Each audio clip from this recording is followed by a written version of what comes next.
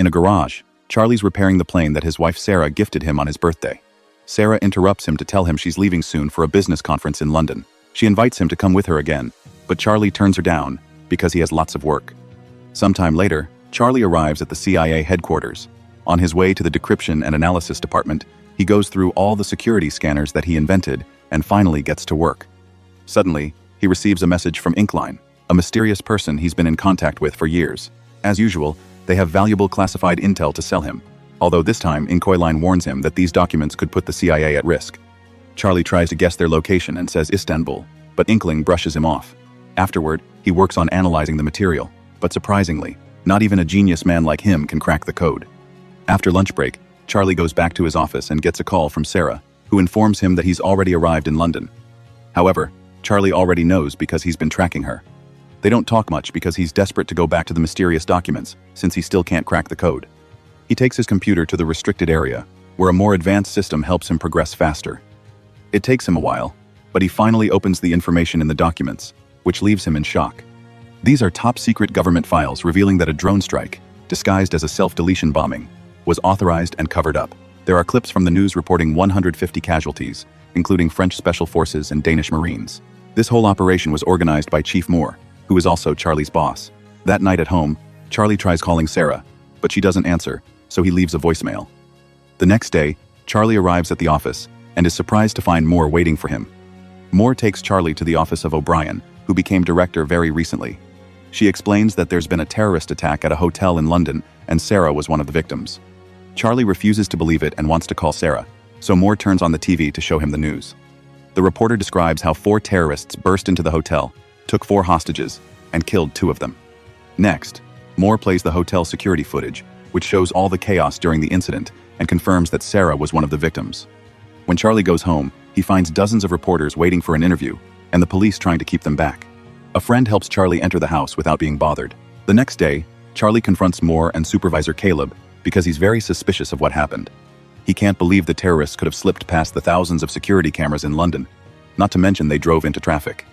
Moore promises they're investigating, but Caleb sends him home. The following day, Charlie goes to the airport to pick up Sarah's body and her belongings.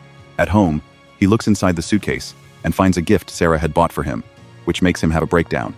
Tired of being at home, Charlie goes back to work and uses the restricted computer to hack into the security cameras at the hotel and the nearby streets.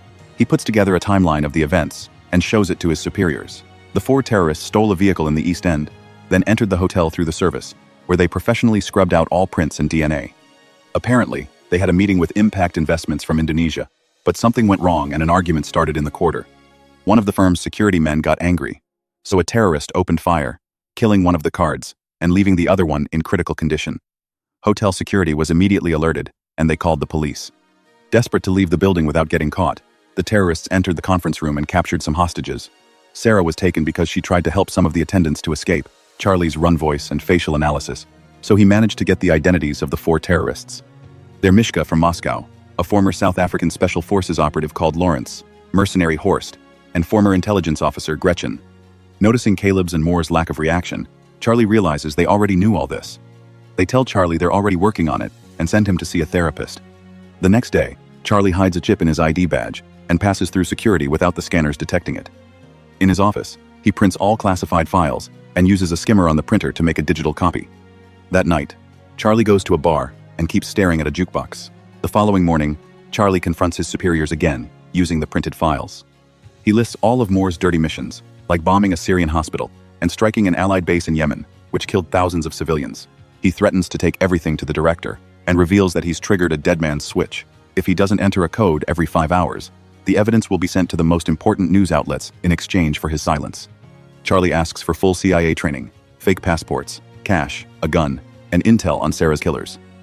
After the meeting, Charlie returns to his car and throws up because of the stress. In the office, Moore says that the dead man switch is a bluff, but Caleb points out they can't risk it. They'll search for the trigger. If it's indeed a bluff, then they can arrange a deadly accident during training. Sometime later, Caleb and his team try to understand how Charlie copied the confidential files. They discuss the possibility of a skimmer, which wouldn't work on their secured computers but could be used on a printer. Charlie could have sent the files to the printer and used a magnetic strip to copy the data. Searching security footage, they confirmed that Charlie bought a magnetic strip at a store, but they still can't tell how he took it in and out of the building. The team also searched Charlie's house and eventually discovers he went to a certain bar twice. They go to the bar to search it and find an ABBA CD under the jukebox. Caleb chooses that CD in the jukebox catalog and only noise can be heard, so they take out the CD that Charlie left behind.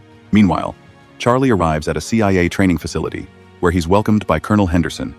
They start at the shooting range, but unfortunately, Charlie isn't a good shooter. He needs to get really close to the target to shoot the right spot. However, when it comes to making bombs, Charlie works outstandingly fast, impressing Henderson. Next, Charlie needs to learn his new identity, so Henderson harasses him and throws him around so Charlie can still recite his new information, even under pressure. Lastly, they get the new passports done. That night, Henderson goes to Charlie's room and tells him he isn't a killer, but Charlie insists he wants justice. Then Henderson pulls out a gun and gives it to Charlie, asking him to aim at his chest. Charlie's hands won't stop shaking and he ends up lowering the gun. At the office, the agents spent several hours decrypting the information in the CD until they discover that Charlie had been bluffing about the dead man's switch. They immediately inform their superiors, unaware that Charlie is spying on them. It turns out that the chip he hid on his badge was actually a bug that he planted on the files he gave to his bosses. Moore immediately calls Henderson and tells him to arrest Charlie. However, he's already escaped. After hanging up, Moore finally sees the bug on the files and talks to Charlie directly to tell him this is treason. Charlie gets rid of his earpiece before boarding a plane. Once Charlie reaches London, he goes through customs and starts making his way to Paris. His fake passport appears in the CIA's computer, so Moore sends Henderson after him. In Paris, Charlie rents a hotel room near the restaurant, where Gretchen is frequently seen. Eventually, she shows up and is close enough for him to start tracking her phone.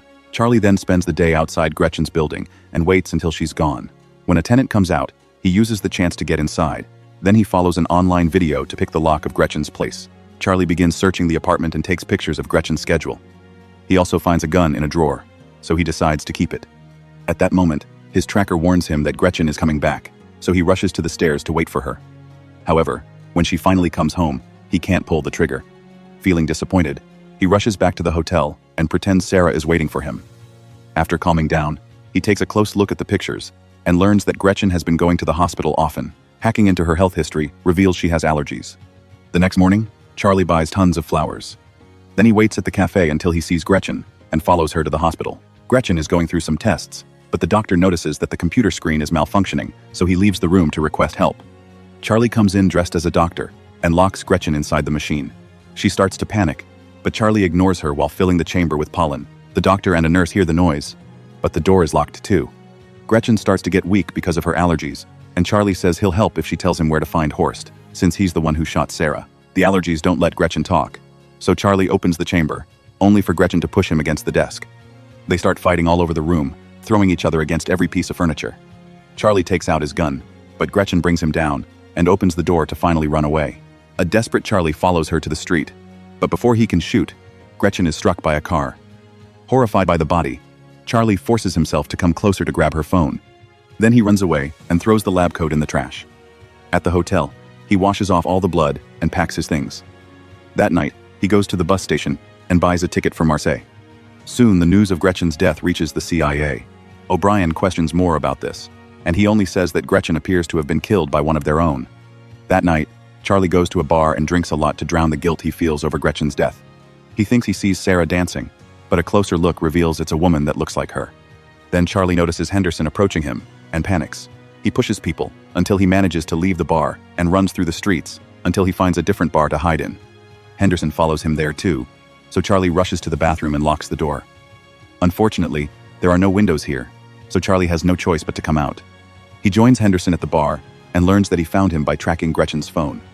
After a short chat, Charlie reveals a timer on his phone and runs out before a bomb explodes in the bathroom. Chaos takes over the bar, and Henderson loses sight of Charlie. The tracker on his phone doesn't work anymore either. The next morning, Charlie contacts the Ink Line to get their help and leaves on a cargo plane to Turkey. In Istanbul, he goes to a restaurant and texts, "In queue line." Noticing a man's phone ringing, he tries to approach him but is blocked by a woman who tells him to check his phone. Then Charlie leaves the restaurant, and the woman approaches him again, confirming she's Ink Line. She already knows about his wife, so she makes him hide his hat and backpack in a shopping bag. Inquilline wants him to pretend to shop for a while and meet him at a garage moments later. Charlie meets with her again, and she drives him to her home. During the trip, Inquilline shares that she became a hacker 6 years ago after her husband died. He was a CIA asset and worked for Russian intelligence. In fact, he was the original Inkwell and taught her everything.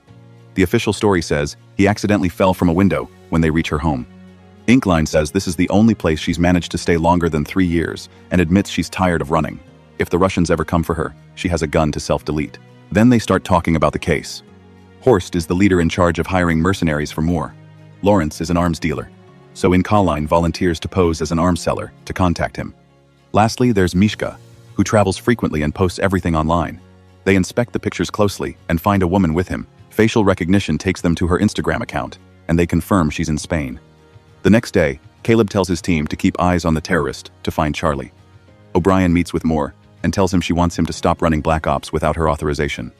Moore says her predecessor gave him the same speech, so he'll tell her the same thing he said. Then she has his full support. After the meeting, O'Brien gets in her car and her assistant shows her a picture of Henderson in Spain. It's confirmed that Moore sent him, so O'Brien sends one of her own agents after him. Meanwhile, Charlie and Inkling find Mishka by hacking into a hotel security cameras. Charlie then travels to Madrid and stays at the same hotel. He learns that Mishka likes swimming in the pool that connects 2 buildings by their roofs. At the same time, Henderson tracks Charlie down in the area. The next day, Charlie starts building a device that will help him get Mishka and hides it inside the hotel. Afterward, he follows Mishka to the bar, unaware of Henderson in the lobby. Charlie sees a suspicious man at the bar and realizes he's seen him before, which means he's being followed. He tells Inkling through his earpiece, so she searches his face and confirms he's a CIA agent.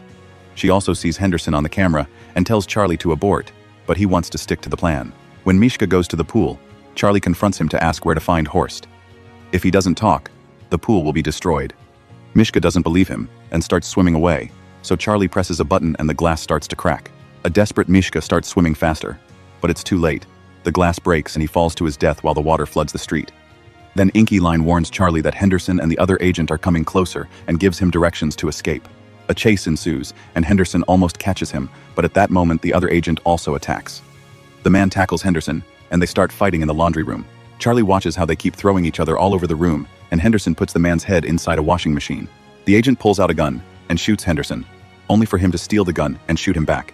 Then Charlie comes inside and wonders if he should help them, but Inkyline reminds him to run away.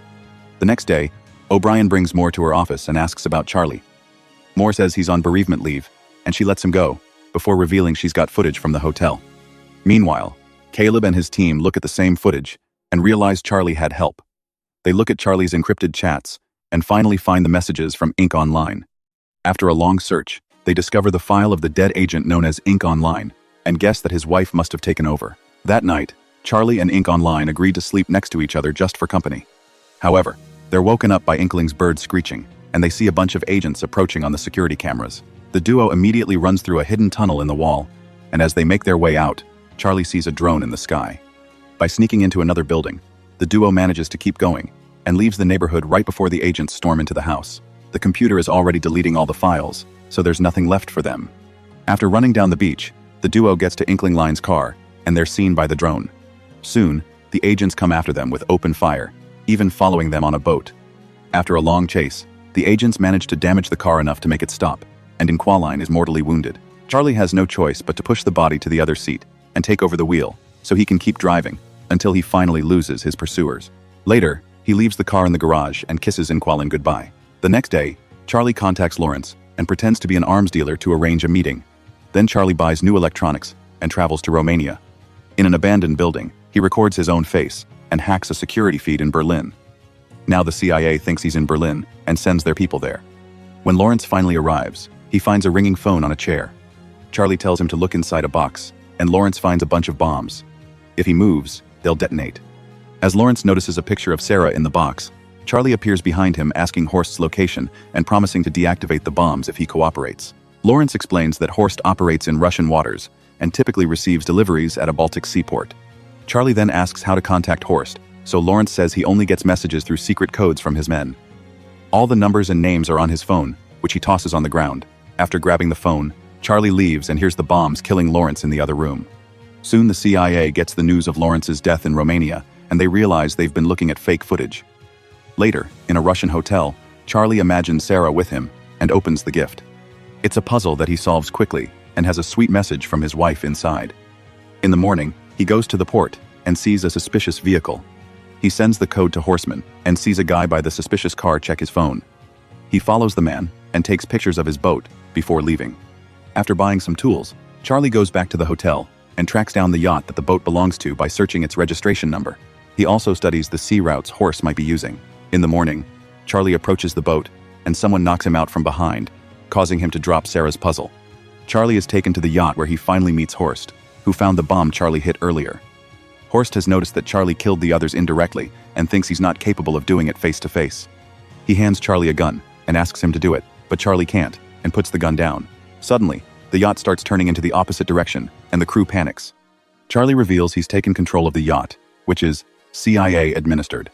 Since he worked on the protocols that protect this yacht, it was easy for him to hack into it and send it to Finland. Soon, the yacht is surrounded by the Finnish Navy and Interpol, who immediately arrest Horst and his men.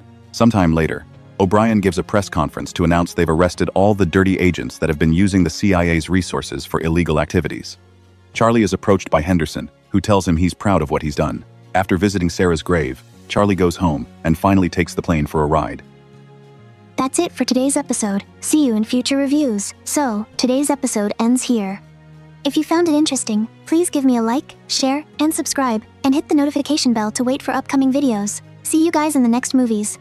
Movie Summary says goodbye. Bye-bye.